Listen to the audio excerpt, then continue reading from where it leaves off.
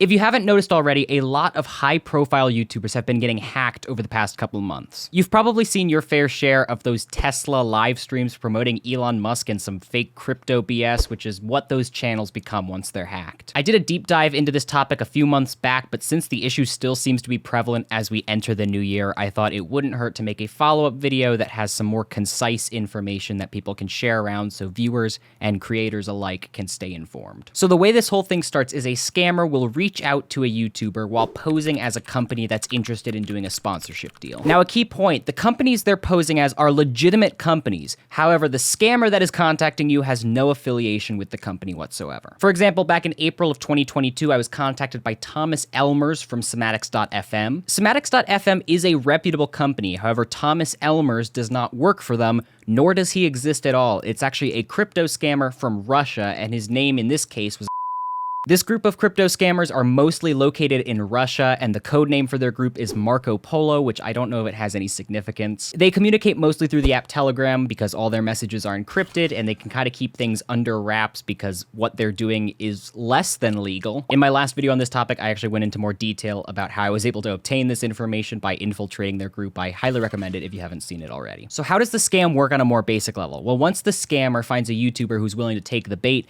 they'll send over a bunch more information like contracts and more specifics on what the video will look like. In my case, they offered to pay me $1,500 for a single sponsorship. And once they are confident that the victim believes in their lies, they will send over a link to download the software that the YouTuber believes they are promoting. In my case, they sent over a GitHub link, which was purported to be an upcoming beta version of Cymatics, and they asked me to download it. The file they're asking you to download is either going to be an exe or a .scr file, and they'll both basically do the same thing in this case. Once executed, these files will allow the scammers to remotely control whatever computer you downloaded the software on. The specific type of malware they're using in this case is what is known as a redline stealer. This allows them to harvest a bunch of data from the host's computer, including cookies, browsing history, stored passwords, and of course, it gives them remote access to your computer. All of this data is then sent off to a server they rent in Germany, and then the information is funneled back into their Telegram channels where they're directly able to take control of your computer. And that is why they are able to do so much damage so quickly, because two-factor authentication cannot prevent something like this. Two-factor authentication only works if the scammers are logging into your accounts using a new device. However, in this case, they are using your own trusted computer to gain access to all of your accounts, be it YouTube, Twitter, your bank accounts, or really any account you are currently logged into. Once they successfully gain access to your computer, they will go into your YouTube channel and change your password and your email and basically lock you out of your own account. And in the meantime, they take your channel and sell it off to a larger and more centralized crypto scam group. This group is actually the one that's responsible for wiping all the videos off the account and rebranding it as Tesla with the fake live stream, and often they buy these accounts for a couple $1,000s a piece. Then these live streams are ultimately pushed into the subscriber feeds of everyone who is already subscribed to this account,